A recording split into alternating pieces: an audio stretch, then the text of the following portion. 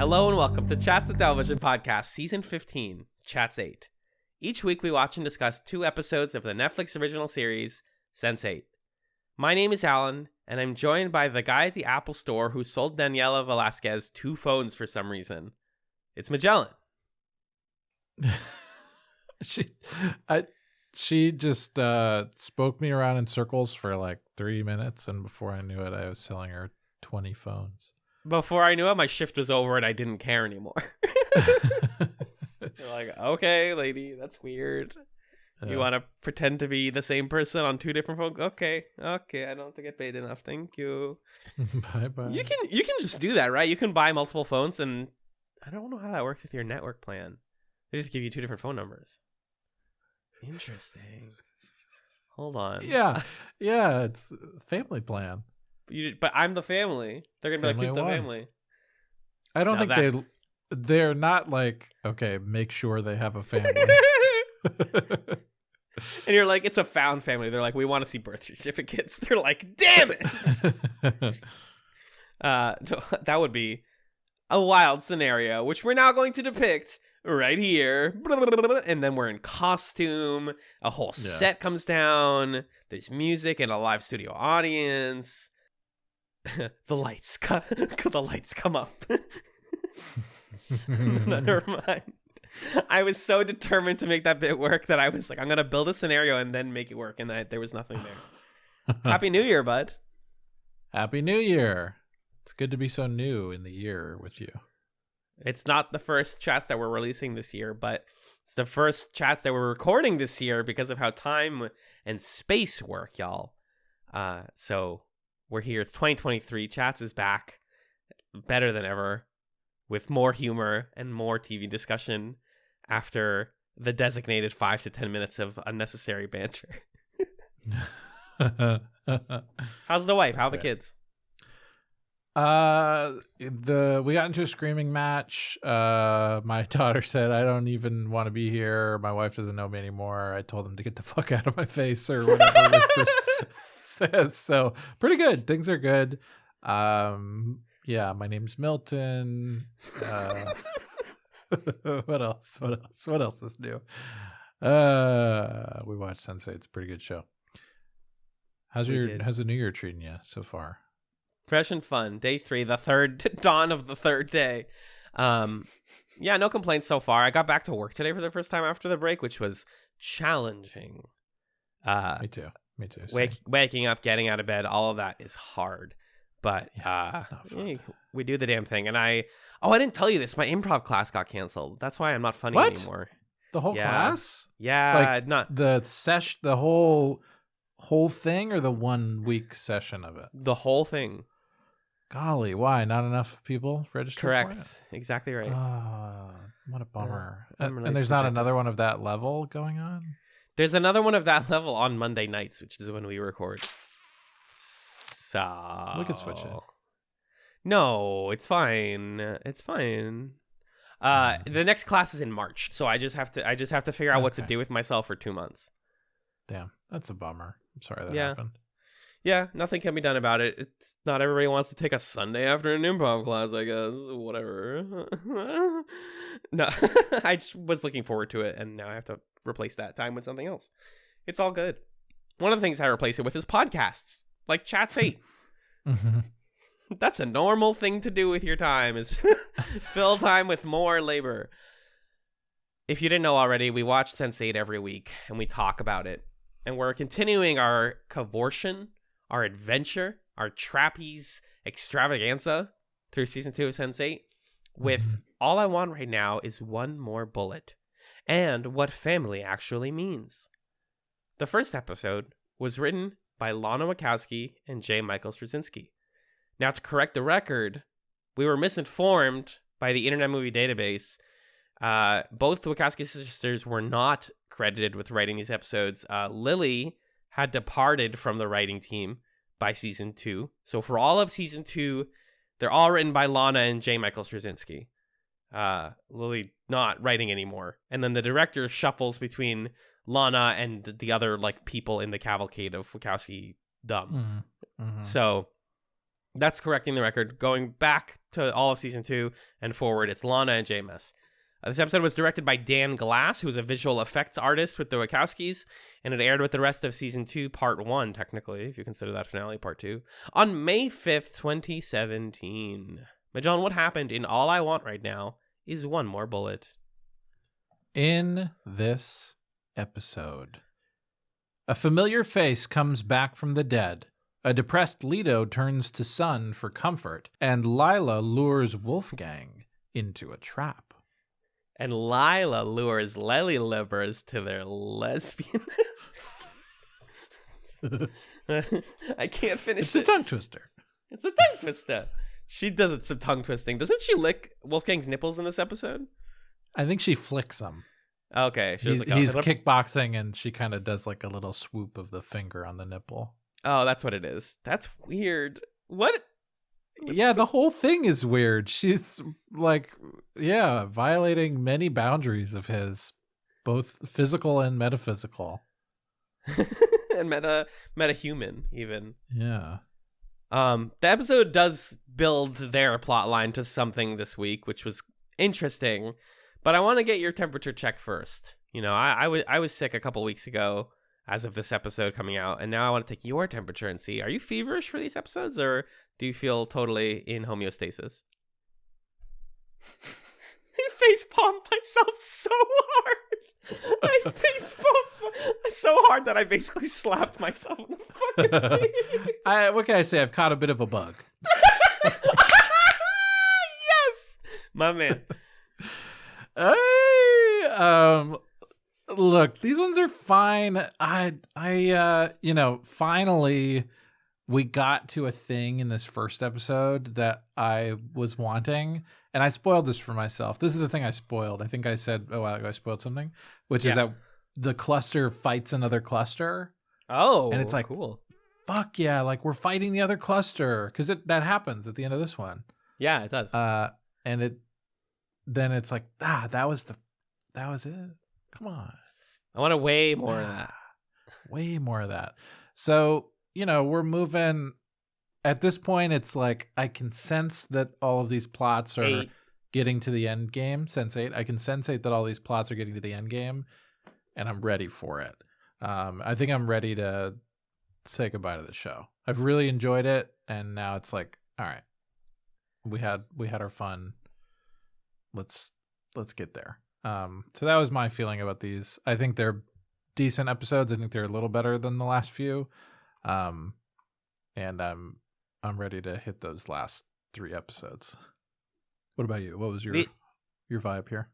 These episodes felt like I was eating leftover tiramisu, where I'm like, the first time I eat it, I'm like, this is the perfect dessert. Nothing has ever been better than this. And then I eat too much of it, and I'm like, oh God, that's like the beginning of season 2. Oh God, I ate too much. And then we took like 2 weeks off, because of like everything that we've been doing, basically. Right. And I'm like, I think I want some tiramisu, but I didn't make watched new some ones. Star Trek and stuff. Yeah, we watched a whole season of Star Trek in between this and last time. And now I have tiramisu again, but it's the same batch that I made before. So I'm like, that's yum. Yeah, yum. I love it. But I should have just made fresh. I should have just made something else. I should have watched a new show. So in that sense, I too feel like this is good. This is still good. I'm not mad at any of this. I'm not offended. Yeah. I'm not even bored.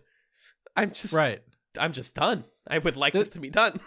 This was the I love this tiramisu thing. I want to introduce a metaphor that I was thinking about when I was watching this, which is watching Sense8 is a lot like watching a juggling routine.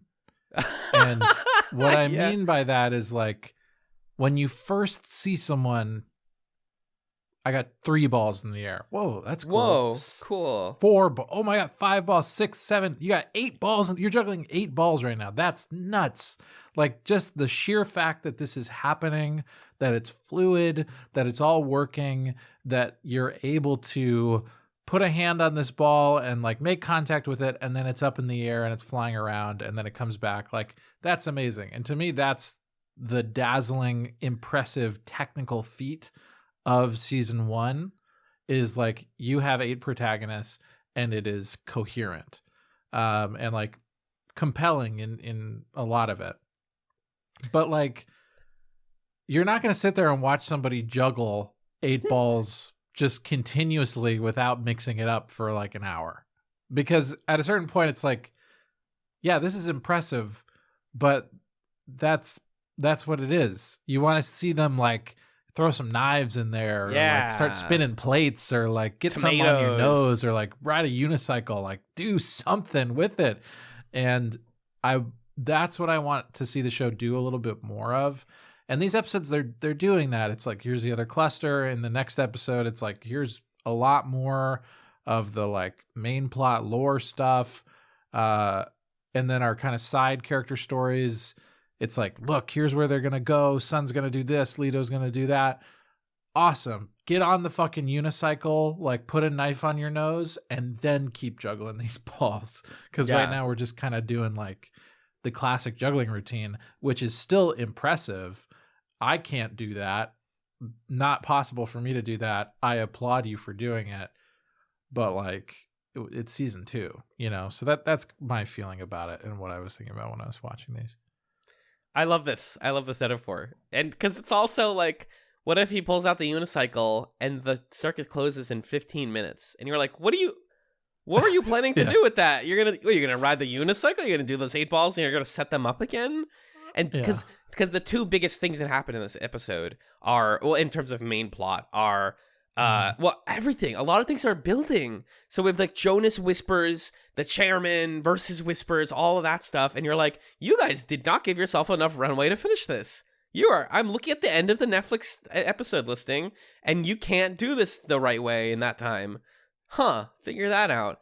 And meanwhile, like Lila, the other cluster, the brief shot that we saw of them, I'm like, no, I'm mad that you're showing me this because I know you're not going to do anything with it because you ran out of show to do it. God damn it. So the clown is finally doing the coolest stuff in his routine as the circus is closing up and the bearded lady's packing up the truck and they're going home.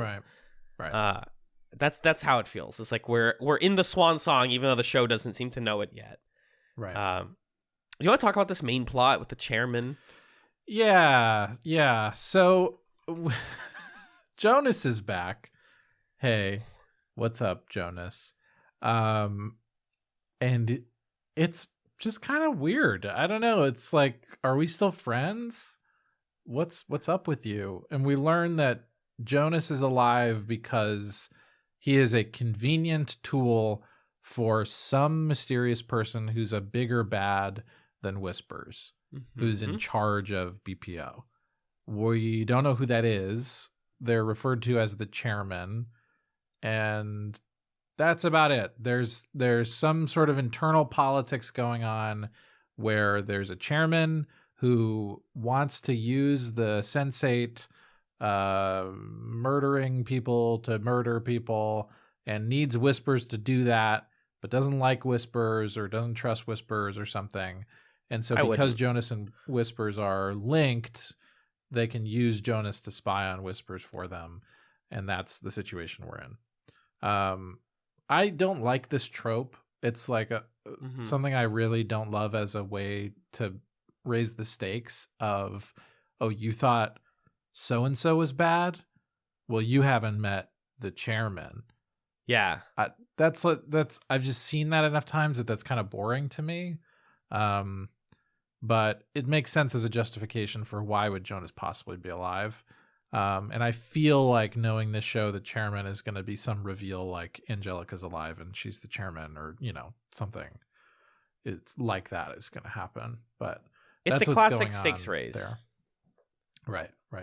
And like raising the stakes is important and useful, but I still think Whispers is an interesting villain and counters what the Sense8s can do in an important way. And the fact that he can go into their head and breaks that the one key thing that they can do is that they're in each other's heads and he can do that too is like fascinating. But they did that in season 1 and they can't just keep doing that. So they're building somebody else. But like the reveal of the chairman can never be as exciting as the build up. It literally can't. If it's what? Is it going to be like, it's Felix? Like what? It's not going to be somebody we know. Can you imagine, though, if it was Felix? I really wish it was. Or like Felix's grandfather. That would be awesome. Or it's going to be some like random British white guy that we're going to go, oh, okay, you're the chairman, I guess. Right. Cool. Yeah. Yeah. You seem really bad, I think. So I don't know. And also, they still aren't doing much with Jonas. They're really not. And what they are doing is suggesting that his allegiances might not be where we think they are. And they're doing that with Angelica too. It's all very, very muddled, and I don't know who to trust, and that's the point, and that's all I have to say about it. Yeah, but they've just been doing that the whole show, right? Yeah, like exactly. That's kind of, I think, part of the issue, and maybe I've said this before, of having so many plots, is sometimes when you're juggling all the balls, the only thing that you can do with like ball A is briefly touch it and get it back in the air. And it feels like they do that a lot, where it's like, hey, here's Jonas. Remember how you don't know if you can trust him? All right. Anyway, we'll see him later. And it's like, yeah. No, I get that. Thank you for like touching on that again. But then what's the development of that idea? And that's what I feel like we're missing in some plots and getting more of in others right now. Anyway. Oh, yeah. And yeah, some of the plots, basically, because there's 8 characters and we have to show all of them, some of the plots are just there for gags. Right. Or like in the case of Riley and Will and like guess Diego, we're just exposition chasing. We're hunting exposition. Where's the assistant? Why do we care who the assistant is? Because she is related to BPO. Okay, let's find her. Well, we only really have Diego here because that we can use police tech, and they do like lampshade it in this end of the second episode. Like, why are you even allowed to do this? What? You're on like the British intelligence network or whatever. That's wild. And she's like, Riley's like, I have to. We have to find blah, blah, blah. It's all very, like, action movie. We're getting to the big fight stuff, but just seeing them run around. And, you know, there was a moment where I was like, oh, Diego and Riley's kind of a fun combo. Like, this is a weird 3-person buddy cop comedy where the 2 buddies are separated by 1,000 miles and they can only communicate through this young woman. Like, that's in itself a fun little premise, but it doesn't have any sort of like direction to go, you know? So who do you want to hit on next? You. Oh, let's hear it. What do you got? Dear Diary. Shoot your shot. This is your chance. Come on. I want to see them toes. They're really big. Oh, fuck. I fucked it up. Yeah, you fucked it up, but I appreciate the attempt. Your facial hair has been, since the minute you started growing it, more magnificent than anybody else I know in real life. Wow. Okay. You have a beautiful, deep tone voice that resonates in my ears really well and turns me on. Stop it. You have very clean teeth. Thank you. Oh, my gosh. My gums are getting better. Good. You sleeping good? I'm sleeping okay. Those 2 things tend to work hand in hand, believe it or not. I saw a thing recently that was like, if you tape your mouth closed, you'll have better oral hygiene. If you tape your mouth closed when you sleep. Just bananas. It's not, I don't think it's based on anything. It seems like cap, but you are technically supposed to breathe out of your nose more when you sleep. Yes. Well, I'm on a CPAP now, and it blasts the air in my nose and makes me breathe through my nose instead of snore through my big mouth. Oh, sort of a continuous positive airway pressure. That's right. Isn't that just what talking is? Continuous as long as we're being nice to each other. Right. Yeah. The positive is a big assumption, I think. That's true. Yeah. There's a couple of quick hits we can do here before the big fight. Capheus, another cameo from season 1 who I did not expect. The leader of the superpower, who again was never credited, but was only credited as, like, someone said, like, this guy's girlfriend to credit his girlfriend, but they never gave him a name in the credits. He's great.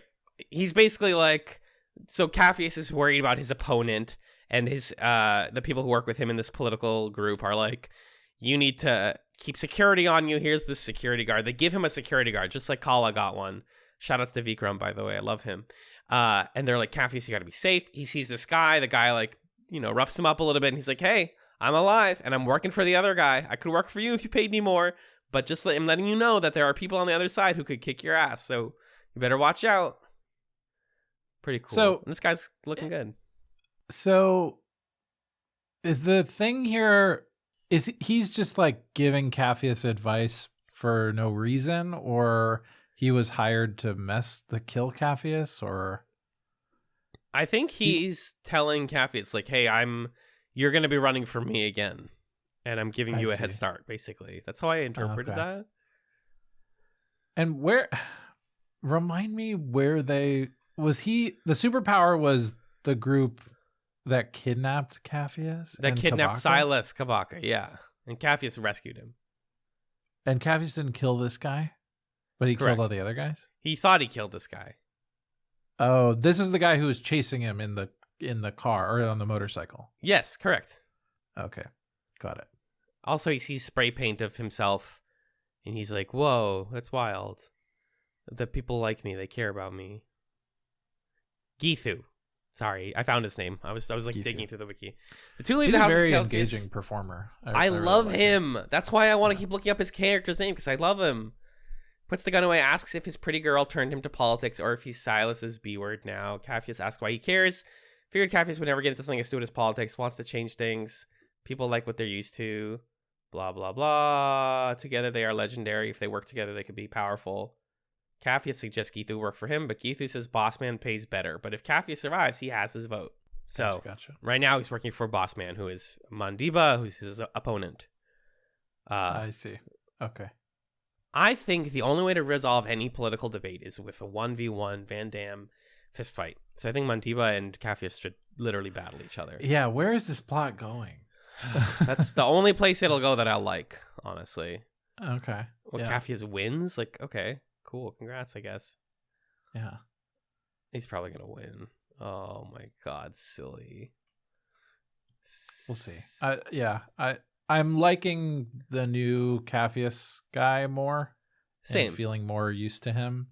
But this plot, it just feels like, especially in the second episode, it's just like, wait, what? Like I'm not convinced that Capheus himself wants this. Mm-hmm. It's just all these characters who are kind of like, now let me, grab the steering wheel of your life real quick.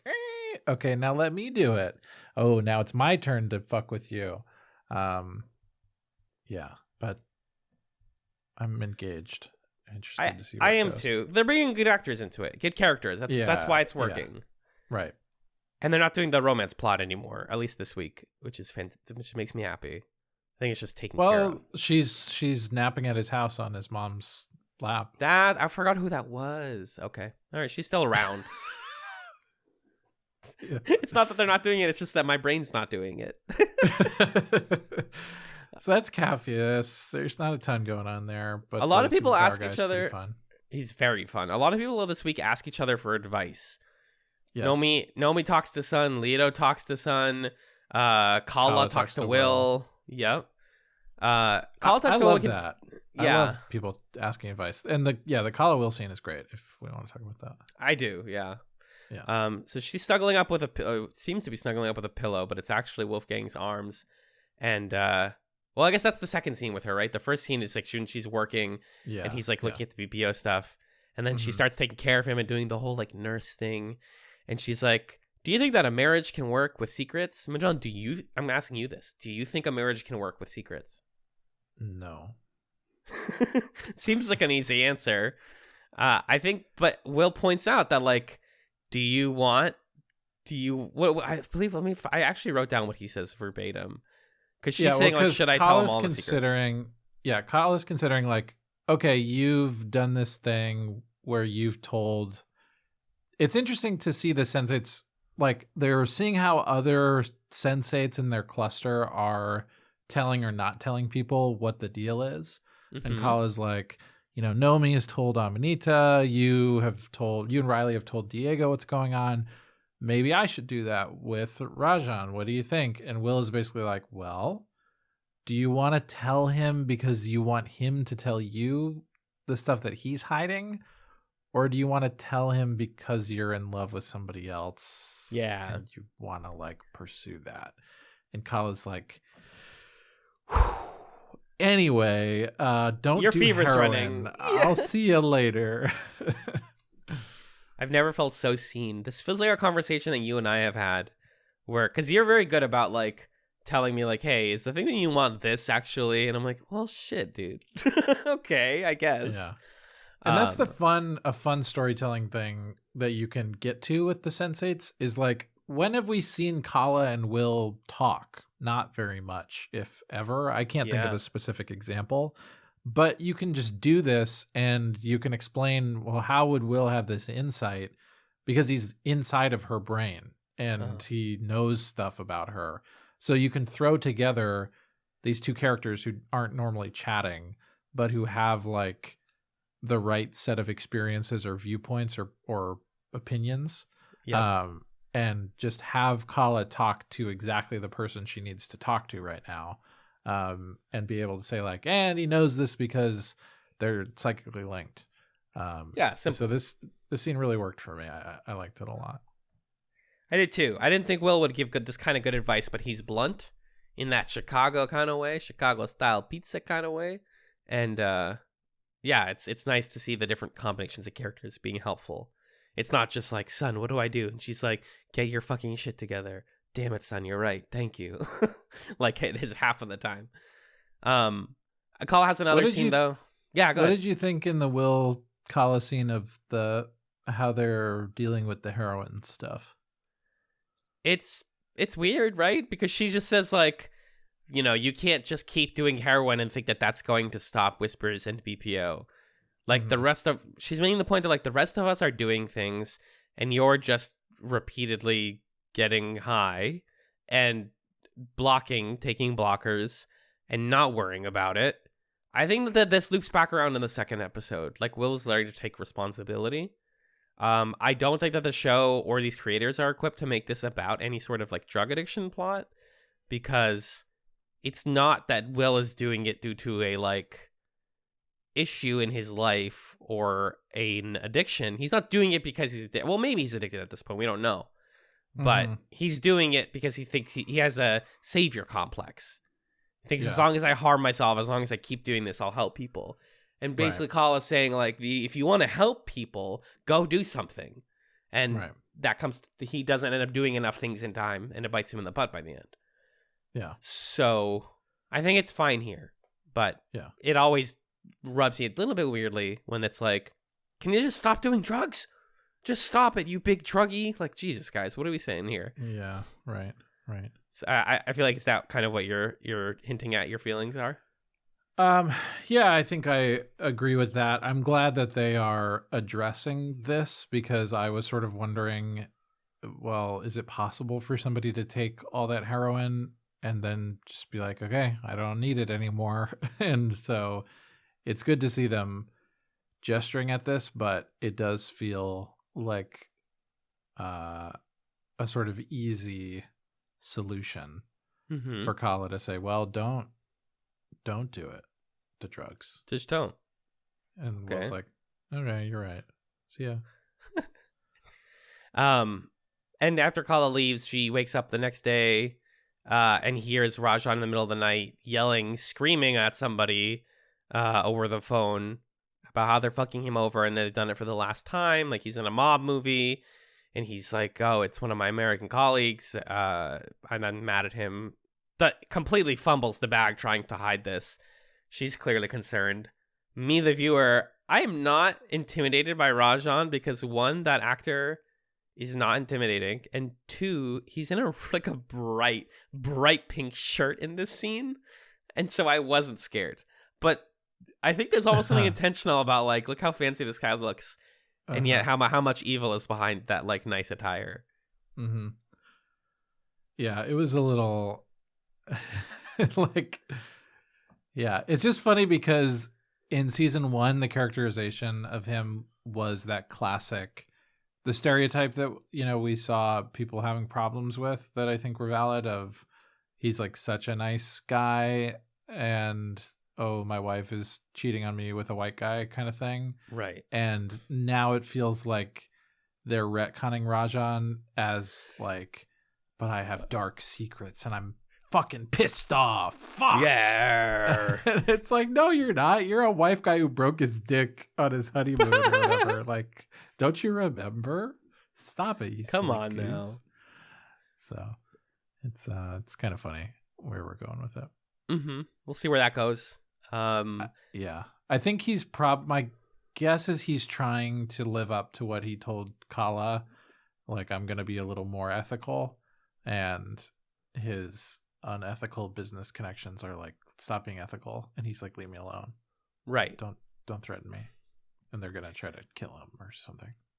Oh, we didn't talk about the scene where Whispers, Will goes into Whisper's head, and we see his daughter Chelsea and his wife Elizabeth, and he screams at them, "Leave me the fuck alone!" Yeah, that was funnier than it needed to be. TBH. Yeah, it was.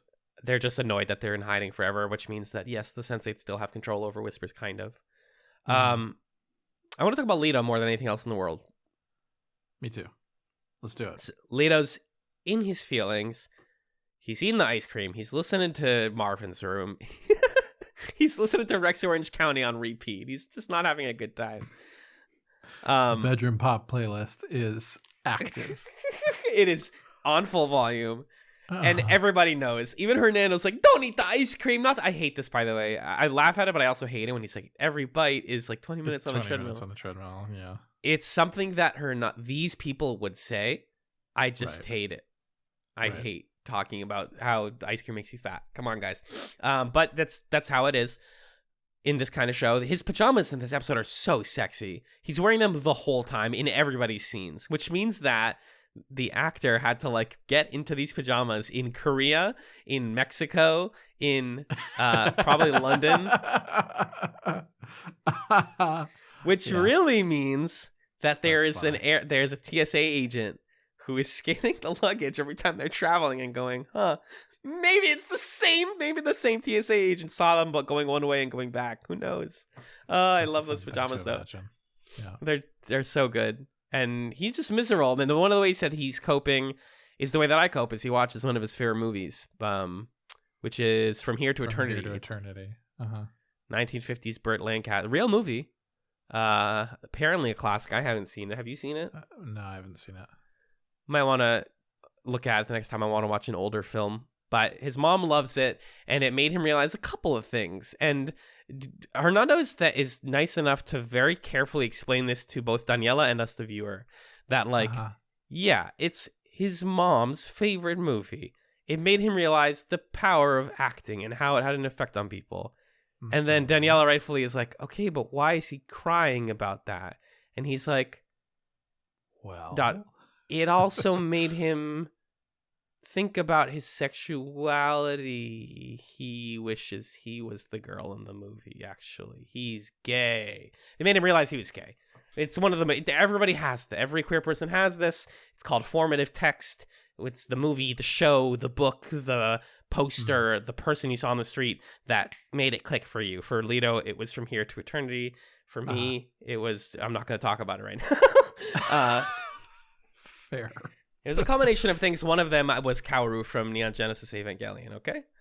That was the first little, like, spark of the lighter. Thank you. So, that's why Leto's really sad. Daniela and Hernando are trying to be supportive, but the dude's just down bad. He throws the Blu-ray out the window, which made my roommate fucking crack up. Like, that's a Blu-ray, dude. Come on. I'm sure he can just buy another one, but like,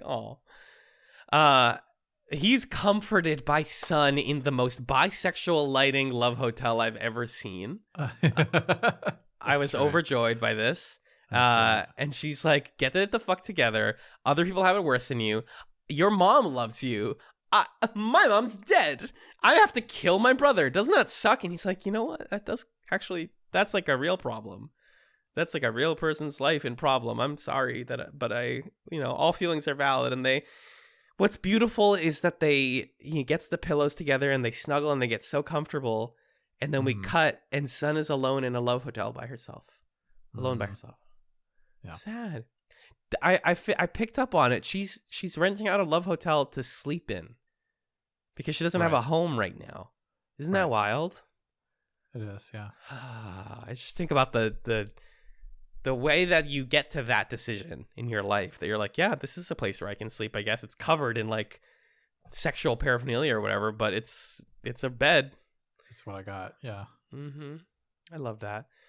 But that I think takes care of Leto and Sun and everybody. That just leaves us with a little bit of Nomi stuff. She's getting ready for a wedding, and then this all climaxes in the action scene of the episode, which is Wolfgang, who realizes that Lila, who they're now calling Leela, by the way.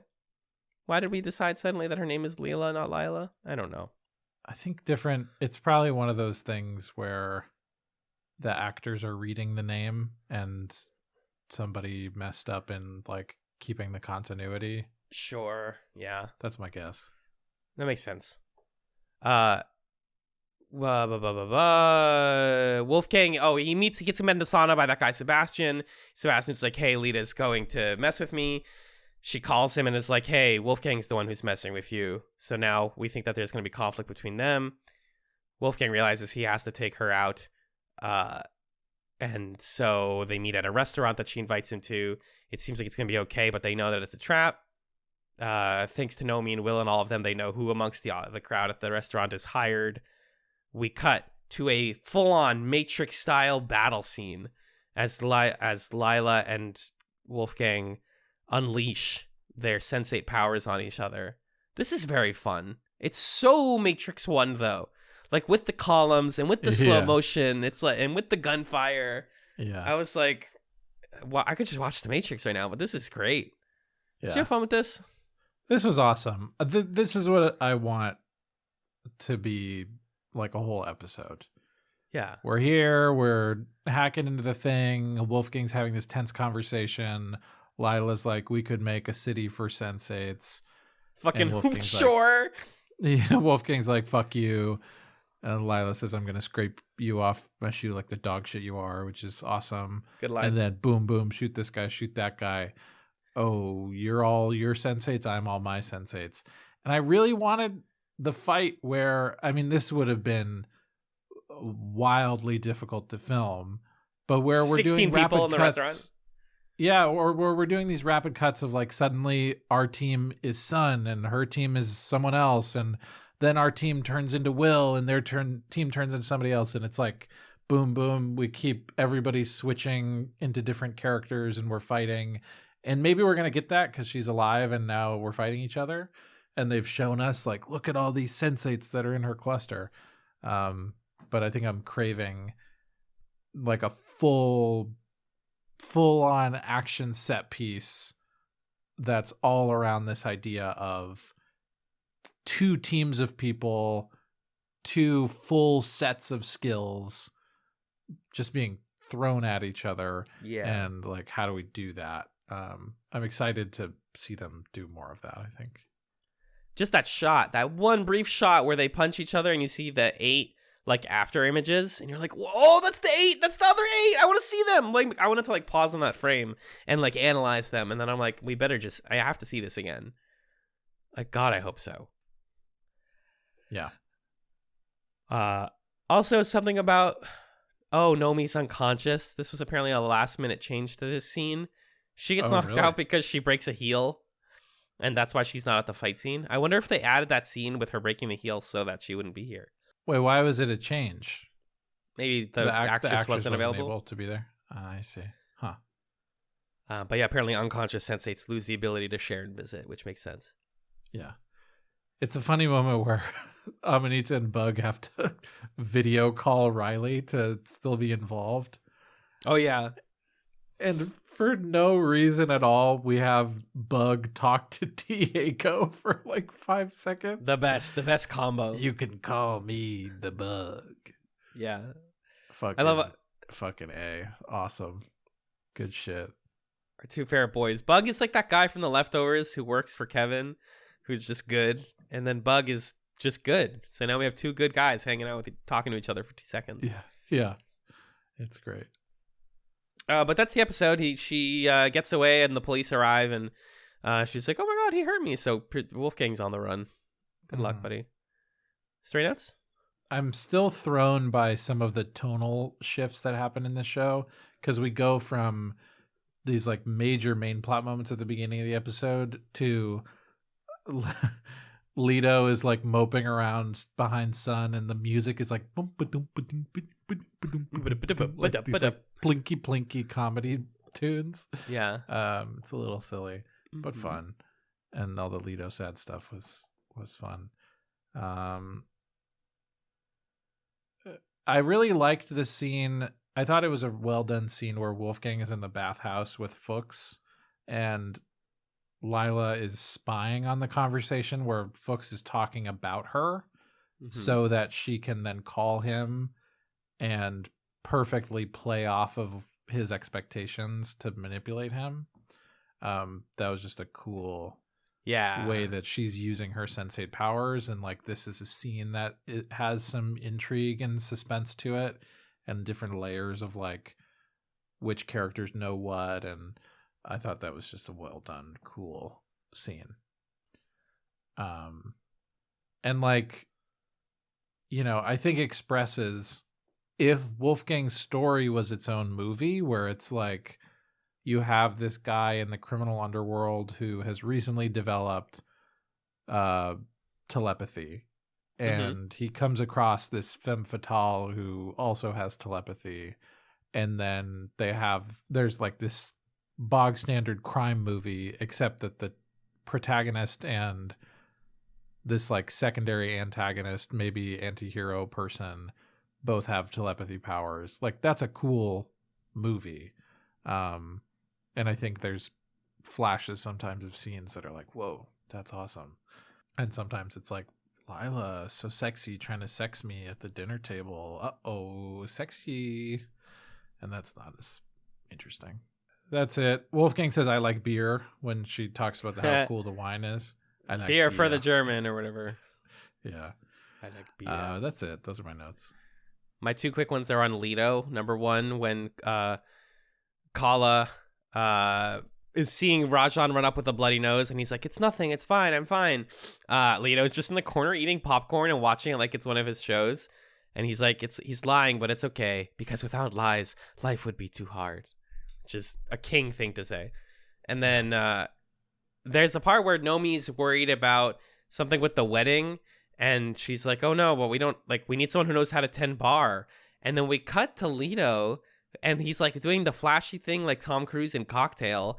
And do we think that Michael Silvestre, is that his name, Michael Silvestre, the actor who plays Leto, just like knows how to do that? And they were like, do you want to do it for us? For Miguel Angel Silvestre, thank you, internet. Do you think that they were just like, hey, can you do some stunts for like 30 seconds and we'll put it in the episode?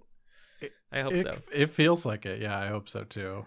I love that TV impressive. Can be made like that. It was really cool. He's flipping and doing stunts. Yeah. Yeah. And it was definitely written as like the way that all the characters stop and are like, whoa, that's so cool. It definitely feels like something he already knew how to do. And everybody was like so dazzled by it. We have to put it in the show. Right. I really think that's what it was. That's fun. I love that. That's all I got. Nice. All right, then we will be right back after this brief musical break to discuss what family actually means.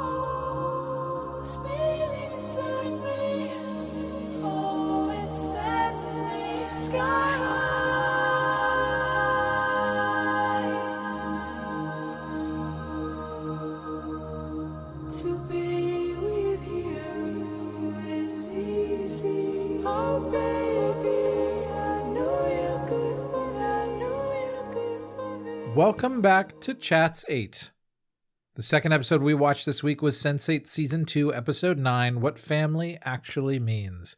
It was written by Lana Wachowski and J. Michael Straczynski and directed by Lana Wachowski. It aired on May 5th, 2017. Alan, what happened and what family actually means? In this episode, a family wedding stirs up more trouble for Nomi. Daniela goes all out to land Leto the perfect role. And one of the Sense8s faces a devastating loss. Wait, who faces a Will. Doinky. Duh. Yeah. Yeah, a lot of chips fall into place this episode. A lot of moments where you go, is this bad thing going to happen? And then it just kind of does. I'd say it's spinning the wheel, as usual. And that's okay, because the wheels are pretty fun. What did you think of this episode? Well, we did have to spend like 15 minutes before we started recording just making sure we understood what was going on in the flashbacks. So I'm glad we're getting more information. And we're definitely making plot moves, and I'm ready to see what next week holds. But also, I remember I said this last week when we were like on the doorstep of the Whispers compound. And then what did we do there? We got something. We there was a safe. They opened the safe and there was a passport inside. Yeah. And then I don't think there was anything major from that. But is that why Will was like, we got to find the assistant? I think so. He knew about the assistant because of what he found in the compound. I was also wrong, by the way. I said he would go Jason Bourne on the compound. Sad to say. No, there was nobody there. He'd already left. Sad. But I agree. Sometimes it's like I say spinning my wheels, but in actuality we moved forward a lot, which is the opposite of spinning your wheels. But also, like, what does moving forward mean when this plot doesn't seem like it has any ending? You know? So that's where I'm like at is, okay, things happened. We learned a lot. This is kind of dense, actually, but don't really care too much. Like, a lot of my notes here are like, Capheus is, being followed by somebody mysterious. Why? Don't know yet. We're going to find out soon. Probably his opponent's people, I would guess. I don't think that BPO... Don't they explain it? Wait, do they explain it? I don't know. Did they? It's Wait, Kabaka's it sounds Kabaka's people because he gets there. Why? Well, we'll get there. Okay, what do we talk about? What do you want to talk about first? Let's talk about the Nomi wedding. Sounds good. So this is Nomi at her sister Tegan's wedding. Mm-hmm. And we know that there's been some stress. The one thing that sets this up in the previous episode is Nomi's like, oh, I'm so stressed. And Amanita's like, well, it's because you're going to have to give this speech at your sister's wedding. And Nomi's like, oh my God, you're so right. You know me. See, nobody in my cluster could have known that. Which, you know me. You know me. Which, like, I think people in the cluster could have figured that out, but it is nice to reaffirm the intimacy of the relationship with Amanita, so I'm cool with it. Then there's a pretty extended sequence where Nomi's like, well, I don't know if I feel comfortable. All these people are looking at me weird and saying really, offensive things to me. My mother is an absolute nightmare of a person. Maybe I'll just say that I have a headache and leave. And then Nomi's mom comes up and says, I think this is about say you have a headache. that you have one of your headaches. And Nomi's like, well, fuck. I guess I have to do this now. Yeah. And then gives this, I think, really, really amazing monologue speech at Tegan's wedding here. What did you think of this monologue moment? I'm so happy that she did it because yeah. Imagine having the confidence to do that, Like, Nomi everybody's eyes are on her. She's so anxious. And through Amanita, through the Sense8, she's able to, and like through the spite against her mother, she's able to do this speech. And it's full of love. And it's like she was saying, it's not about her. It's not about like a little bit of it is like, I was born like that. I was born Michael. I got teased for this and that. But she manages to transfer it to being about Tegan in a really nice way. There's a great part. My favorite part of all of it is it builds to this great moment where she says that her mom was like, why can't you be more like Tegan? And she says, be careful what you wish for, Mom, which is just great. And that's a nice moment. But then, to talk about her surgery and say that the first thing she saw was Tegan singing happy birthday to her. And that's so beautiful. But then it has to be a Sense8 comedy moment too. And she's like, and to Tegan's husband, you better treat her well or else. And then Wolfgang takes over to say, so weird, I will find you. Which, like, how does that manifest to the rest of the crowd? Is it like Nomi's voice getting really deep? Like, what the fuck happened there? It's very scary. Yeah, a little weird. But I do like what you uplifted there, which is Nomi's parents prior to this point. It's like, well, don't do the classic thing where you make this about yourself. And the thing that this monologue represents is like, but the reason that Tegan is such a great sister is because she has made the space for Nomi to like make things about herself in the ways that she needed to. Like she needs to be able to be her authentic self. And I like that this monologue takes the time to like completely disprove and reframe, the kind of toxic way that the parents set this up and have been like putting this idea into Nomi. So it feels like a pretty cool triumph. And I really enjoyed it. Me too. It's good to have emotional moments like this in an episode that's otherwise like pretty dense with storyline, because Nomi's needed this for a while. And this also brings her to, so this is the cocktail hour. I thought that this was the reception. I was like, why is then the wedding happening afterwards? At the wedding itself, we do the typical, everybody's here, we're nervous. Nomi, the man that she walks up to the aisle with, it says some shitty stuff to her. Nice rack for a dude, unacceptable. Big yikes. I believe it's Son who's like, do you want me to hurt him? And she's like, normally, yeah, but then he says one more comment and then she like breaks his hand, which is really based. They get there. Oh no, guess who's here? It's Bendix. Bendix is here and he says, I have a warrant for Nomi Marks' arrest. I'm here to ruin a wedding. Everybody hates me here. Oh, it turns out, is anybody here a congressman? Someone in the crowd is like, I'm a congressman. Yeah. There's no consequence to that. It's just, yeah, we got congress people here. Rich people are here. That's nice of them. Right. But so this is the thing that was in the back of my head. Not in the back of my head. I've been saying it.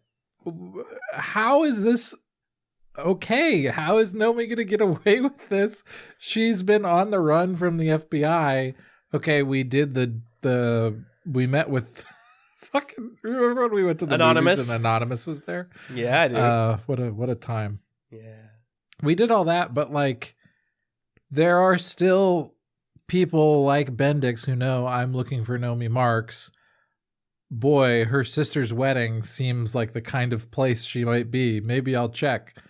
And it doesn't quite, I don't know. I guess this is how this would work out. If he doesn't have proof of Nomi's arrest existence warrant or wantedness or warrant, then like he can't do anything.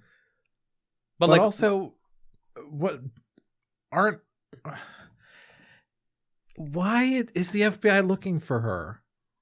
Well, I think I thought he was with PPO. Well, he's the FBI. I know he says that. But I think it's because of the hospital stuff from season 1. What? Hasn't she been a fugitive since then? I think so, yeah. And then wouldn't her mom be like, what the fuck is going on with you? You ran away from the hospital. The logic of it is not super clear. No, it's all vibes at this point. That's why I said earlier, like, we are in a show that's running out of runway. It has no runway left and they just keep, it's like they're laying one piece of track ahead at a time, because this is now like the 3rd or 4th time that they've been like, done, cleared Nomi's name. She's good. Got him. Nobody can mess with Nomi anymore. 5 minutes later, I'm here to capture Nomi Marks and I have a record for it. No, you don't. Okay, I'm here to capture Nomi Marks. No, you don't. Like, you just can't keep doing that. It doesn't make any sense. It feels like a Shakespearean comedy at this point, where you have the wedding and you throw all the characters into it, and you have the one character show up and be like, I'm here to capture you. No, we actually gotcha. And the dad's like, get your hands off my daughter, which is a nice moment. And the evokes some genuine emotion there. Mm-hmm. But it feels very broad in a way that's fun and theatrical. And again, it's hard for this show to hold all of the tones that it wants to hold. Yeah. Because it's meaningful that you're saying like, well, is he with BPO? Because in the show where we have scary BPO agents who are looking for us, we can't also have this like FBI buffoon who's like, can't find the email with your arrest warrant. Darn it. I must have put it in my trash can. Scrolling. Yeah, it's stupid. Curse you, know me, Marks. I'll get you and your Scooby Gang too. And I would have captured you too if it weren't for those meddling hackers. And Bug goes, boo, as he walks out. I mean, it's fun. It's like extremely fun. Yeah. And I did have a good time. Yeah. Bug got his tux on eBay. It's from the stunt actor for From Russia with Love, which is such a funny freaking detail. Yes, pretty random. Yeah, big time.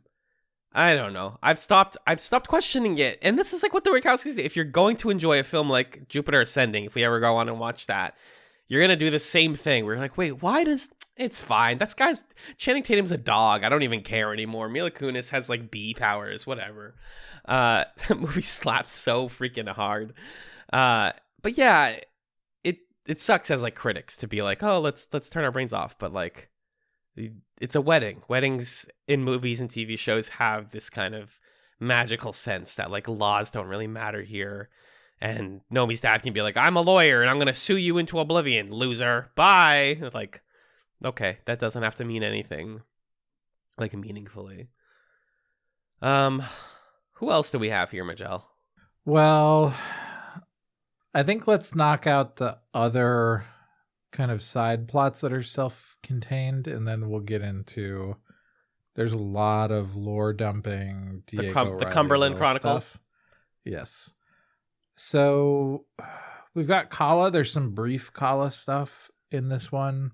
She doesn't want to have kids. Yeah, she doesn't want to have kids. She talks to her mom and her sister.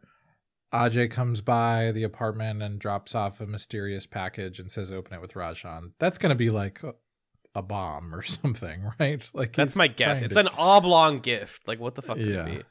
Weird. I didn't really get much from the Kala plot this time around. I don't think there's a ton of meat on the bones here. I ate the bones? No, there really isn't. There really isn't. Yeah. Oh, sorry. Her mom and her, when they talk, they're in front of a restaurant called Love and Latte, which is a good name for a restaurant. Cute. That's all. Yeah. I mean, there's a conversation there of like, oh, whoever they're talking about, she's wasting her brain abilities by starting a family. Mm-hmm. There's something there. It tells us something about Kala and about her not being interested in this sort of like typical life of a housewife sort of thing.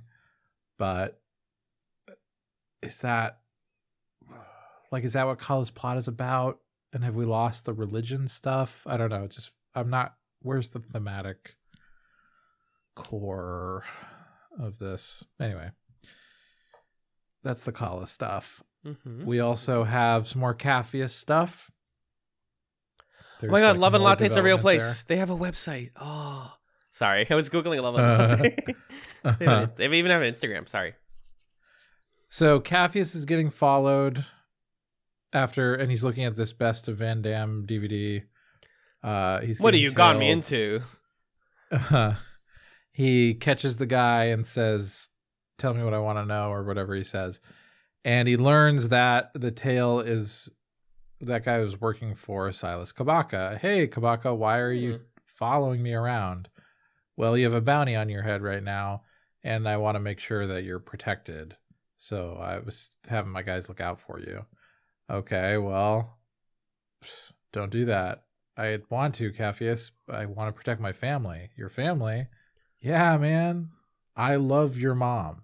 I don't know if you've been keeping track of this side plot, but I'm in love with your mom, dude. Did you know? Did you get it? Yeah. Yeah. And a lot of this plot is Capheus just being like, huh? What? Yeah. And I love the exchange where Capheus is like, so do you think I should like drop out? And Kabaka's like, no. And Capheus is like, yeah. What do you think I should do? And Silas is like, you should probably stop driving that bus where you come to the same place on a scheduled time every single day. And Capheus is like, Yeah. Oh, you're right. Oh, that's true.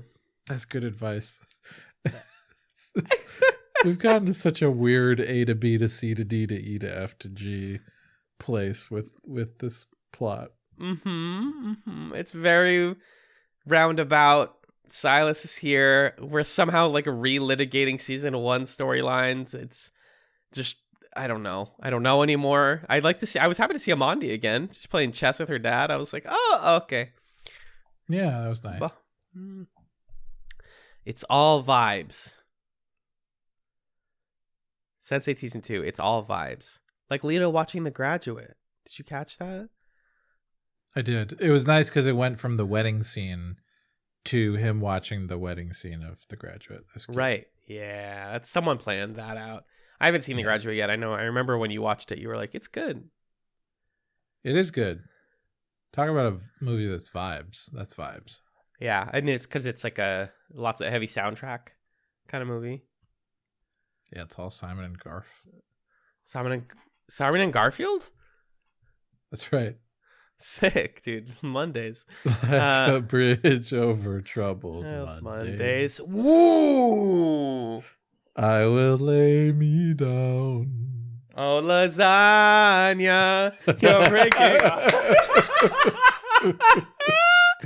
That joke has been stretched like fucking silly putty across the world. We did everything we could with it.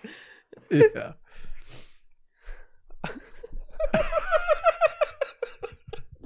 Let's talk about the show more. What else? What else is going on? Hernando brought him a nice fruit bowl. Daniela brought him a nice script. Yeah. God, the Lito plot is great in this one. I know, it's always good. They brought him a script called Iberian Dreams, which is like a beautiful sort of like arty tearjerker of a movie. Sure, it's like an A24 film. Yes, it makes him cry when he reads it. He makes this comment of like, I'm not even on the top 3 Mexican actors that they call for this kind of role. Like, I'm not, who does he say? He says Gael Garcia. Javier Bardem and Gael Garcia, who are both like from Y Tu Mama Tambien, and then Javier Bardem from, A Million Things. Oh, No Country for Old Men, for example. The Mexican actors. And so that's funny. And then he's like, yeah, but like, I'm never going to get it. This felt like I was watching Fake Doctors, Real Friends for a sec. Like the inner workings of like people just trying to find gigs in Hollywood, where it's like, like Donald Faison on that podcast will sometimes talk about like, oh, I did a pilot for this and they didn't get picked up because nobody I don't know anyone. How much of Hollywood is about knowing people? This is brilliant though. I just like gripped my mic and like made a hand motion. This is brilliant, you guys. Because first of all, I love Daniela so much. Just correcting the record, Javier Bardem is Spanish, not Mexican. Thank you, Mr. Google. That's my bad. But Lito does say it. He's saying like the people that would get cast for this type of role. Regardless. So Daniela makes the big play here. This is like the centerpiece of this episode. It's the fight scene of this episode. It's a beautiful indictment of the Hollywood system. It's all about knowing people and lying to people. She pulls out 2 phones and says, Hernando, put 58 minutes on the timer. That's the longest it's ever taken me to do this. I can get Lito this role. It starts by her calling the assistant to the person who's casting this film, putting them on hold, calling a tabloid, telling the tabloid that this film is that other people might get hired for it, creating tension so that the assistant hears it on the other line of the phone, and then the assistant forwards her up to the casting agent, who immediately gives Lito the role. It's kind of awesome. Yeah, it is a virtuosic performance. It's really quite something. We talk about how last episode it felt like they wanted to they were giving the actor who plays Lito like some like cocktail tricks to do, and this felt like they were giving the actress who plays Daniela some like acting tricks to do or some comedy or something. Yeah. Like this is a really tough scene to have make sense and like to deliver all of it so quickly. Like she's like running 2 phone calls. Like this is high level acting that they're putting on her, and you just get to watch Hernando and Lito be like, whoa, what? Okay. Because like if Sense8 is going to hand wave like getting Lito roles again, and if they hand wave a lot of stuff on this show, it's fun to at least see what the hand wave process looks like. In this case, it's you just have to know the right people and have the right tone of voice on the phone, and you can make a lot of things happen. Yeah. So I enjoyed it very much, and Lito's going to be in a big movie soon, hopefully. Unless that goes bad. We have the 3 episodes left to answer that question. I think it'll go well. I mean, Yeah, why not? I think it's all fun from the here on out for Leto.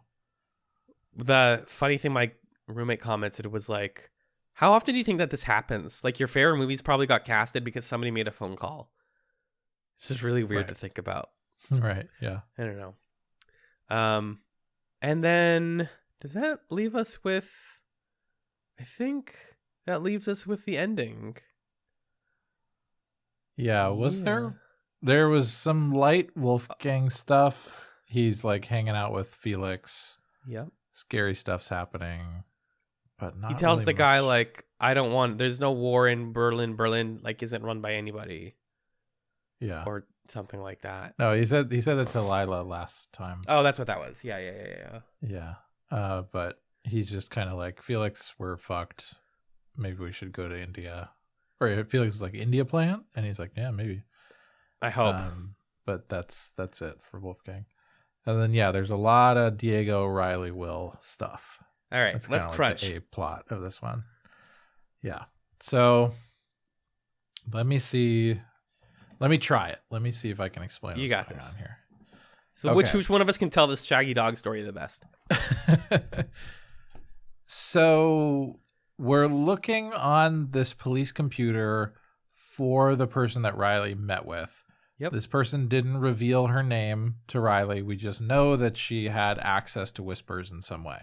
Mm-hmm. And maybe she's Whisper's assistant or something like that. I think that's the dynamic. And it seems like she misled them or was a step behind. Now they need some more information from her. And we're going to use the police computers to try to find her.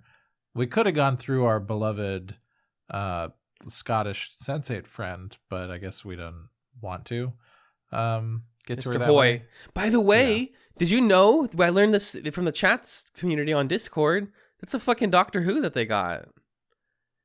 Oh! He's like the 4th Doctor. That's awesome. I don't know which Doctor he is, sorry. Cool. No, he's not the 4th Doctor. And also Amanita was a companion on Doctor Who. But he's the 7th Doctor. That. Yeah. That's great. Pretty cool pull. I digress. So we're looking for her. We find her on the computer. Her name's Carol Cumberland. We're going to go to her house and go talk to her or figure out what's going on. The whole time Diego's like, this is illegal. I guess we're going to go around the back. But he's just, it's like, dude, you're along for the ride. Just be here. You just don't need fun. to be so curmudgeonly the whole time. Mm-hmm. We get to Carol Cumberland's house. There are clear signs of her absence. There's a dinner plate covered in maggots. Nobody seems to be home. And the whole time we're getting these flashes of memories of Angelica visiting this place with Whispers. We go to the basement, and Riley is getting flashes of some like creepy experimentation that happened to Raoul, who was in Angelica's first cluster that she birthed. And essentially what we see is the lobotomization of Raoul. It's not clear through this what Angelica wants, what she's trying to do. There are these lines of dialogue that peek in. She was trying to find her cluster. We hear a voice say, they can make us normal. There's like all these kind of different lines that are swimming through the scene. Mm-hmm.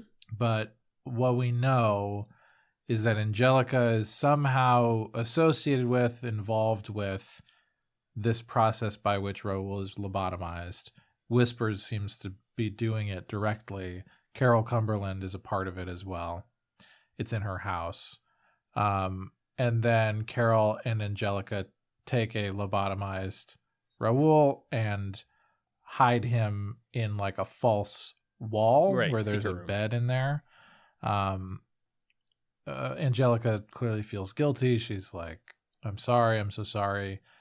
And then after that, Riley gets the sense that we should go upstairs And we get a flash where we see Carol Cumberland committing suicide in the bathtub.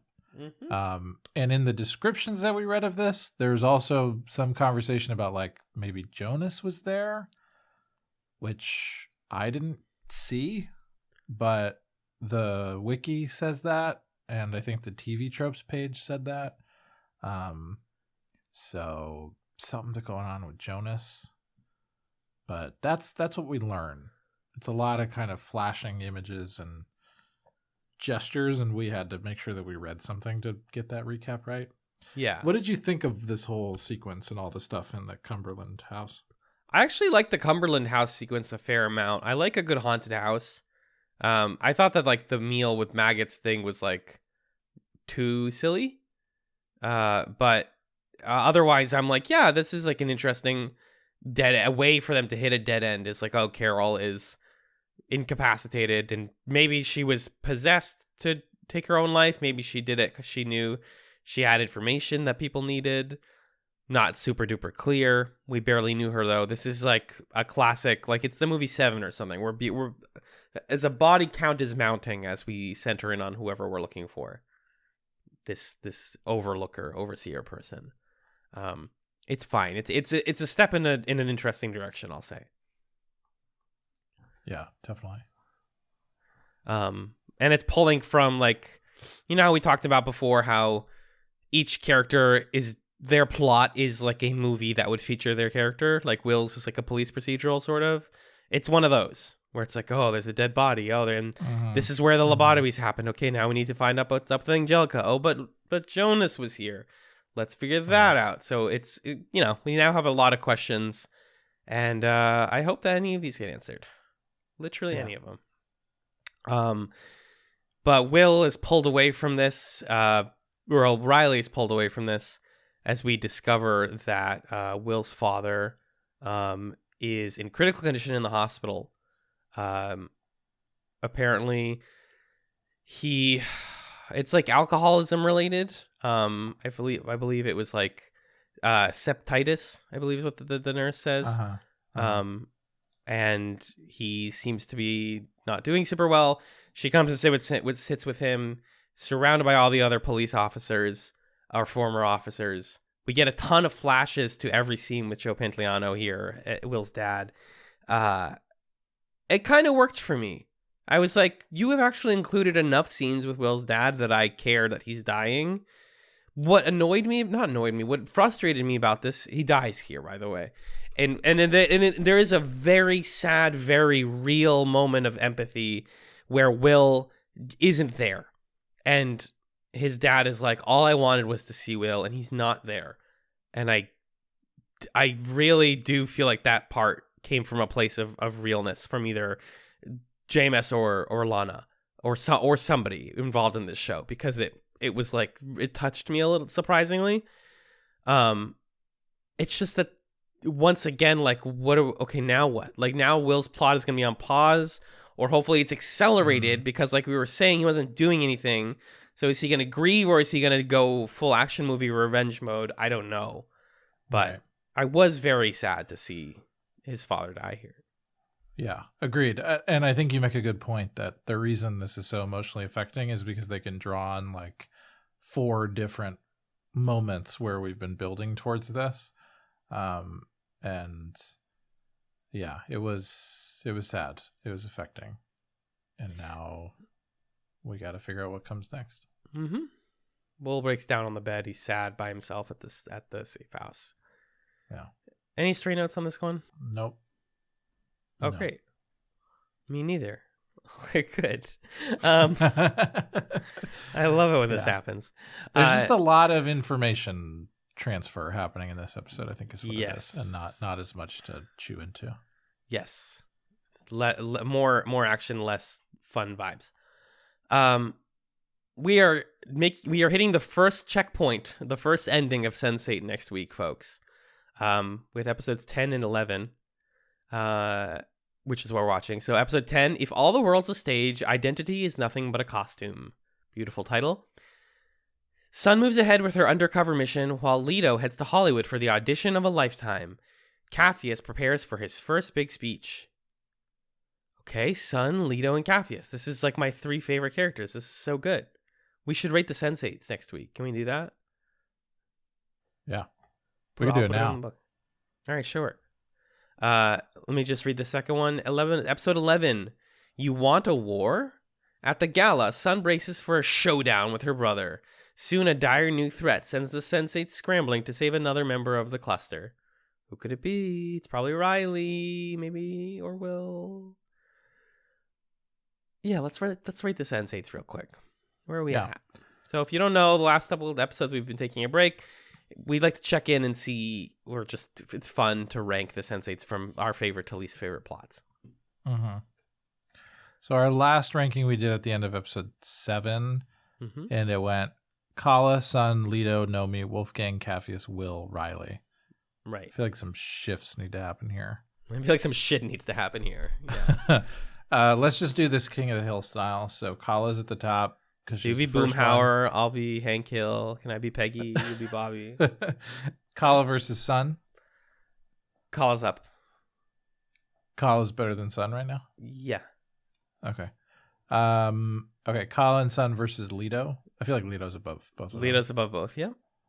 Okay. Now Nomi is above Kala. Yeah. Below Leto? Yeah. Okay, that exactly sounds right. Yep. Wolfgang? Above Sun, below Kala. Okay.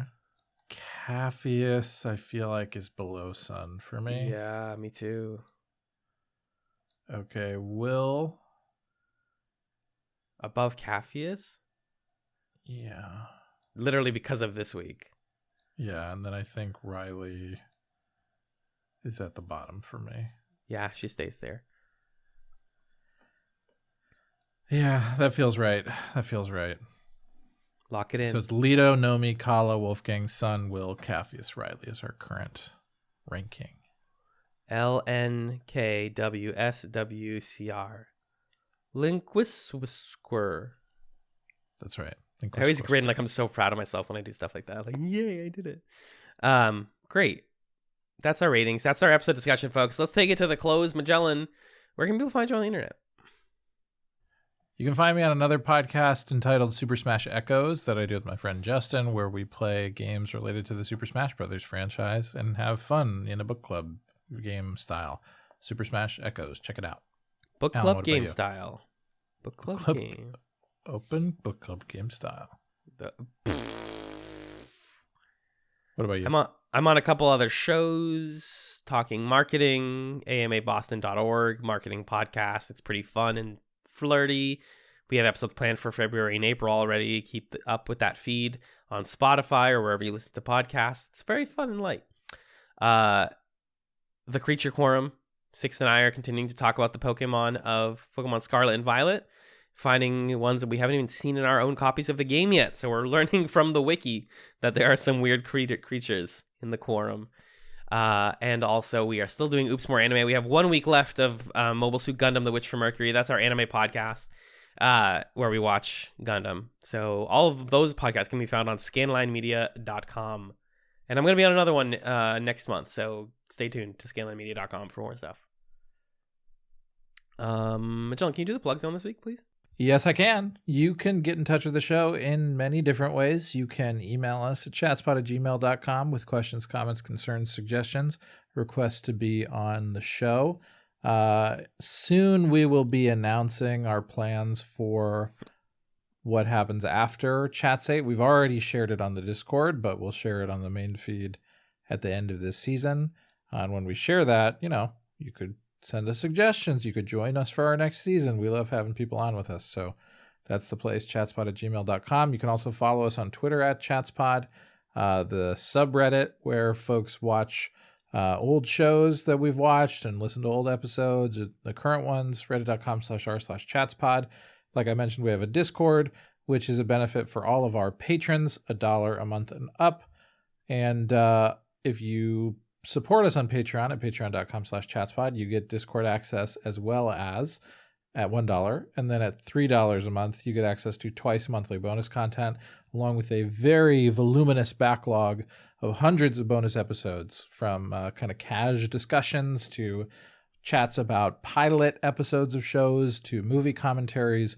We've got it all. And the Patreon has been popping for quite a while now, so we think it's worth your money. At $5 a month, you get a little something extra, which is you're thanked right here at the end of the show. Our current $5 patrons are Arthur, Jen, Justin, Kat, Lee, my mom, Marcus, Michael, Nick and Pat of the Brothers at Infinite War, Six, and Stefan. Thank you, folks, for your support. You can also support the show by rating us wherever you listen to us. That helps people find us and know the experience that you're having with the show.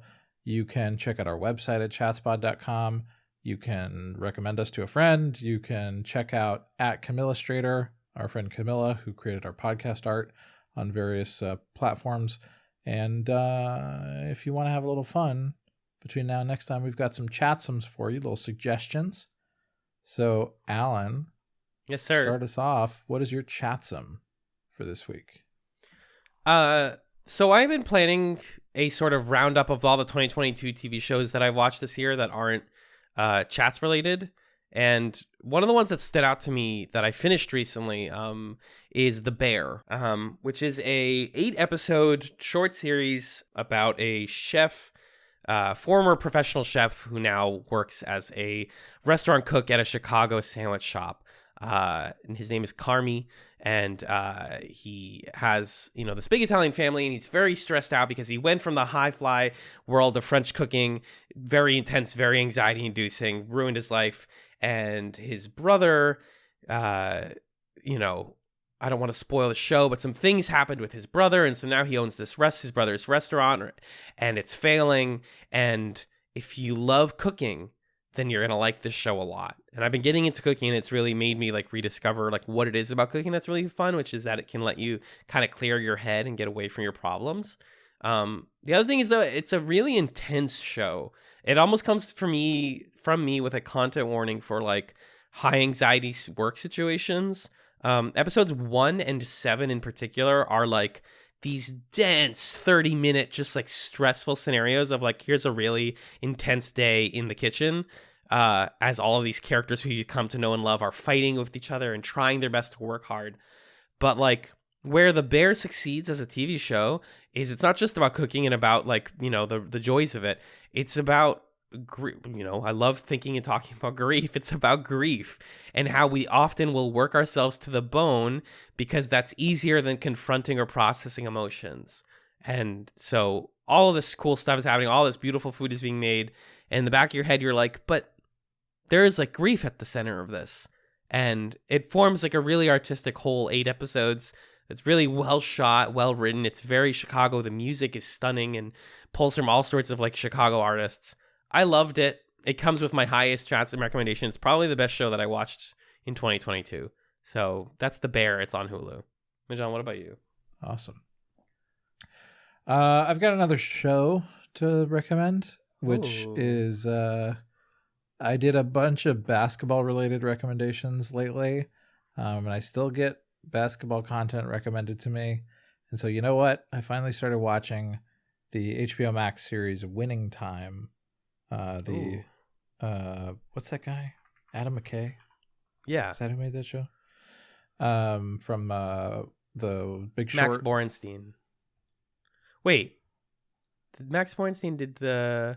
Yeah. TV show created by Max Borenstein and Jim Heck for HBO.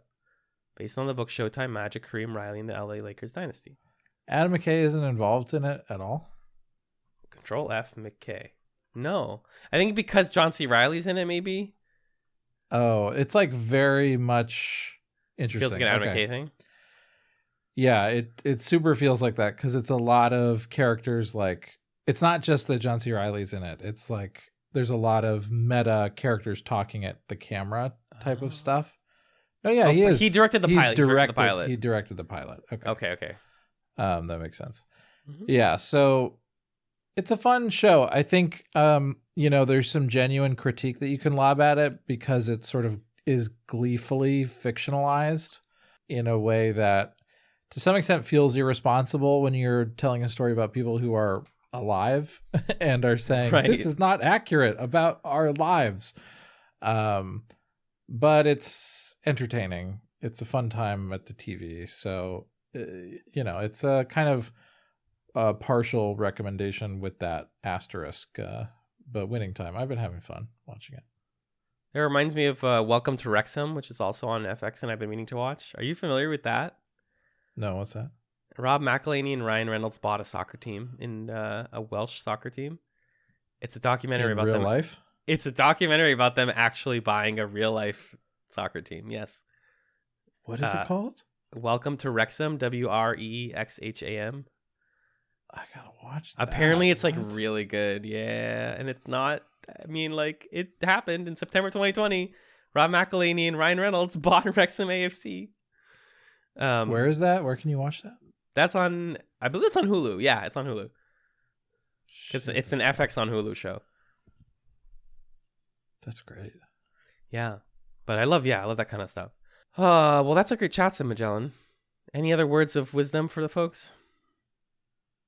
No. Okay. You're already wise enough. Yeah. It's inside of you right now. Thank you for being the Lila to my Wolfgang, because we just can't stop seeing each other naked. We just can't stop. We just can't keep stop. We just can't keep stopping. We just stop keeping. Keep it. Keep on keeping stop. And good night, everyone, and thanks for listening to ChatzKidz. Bye-bye.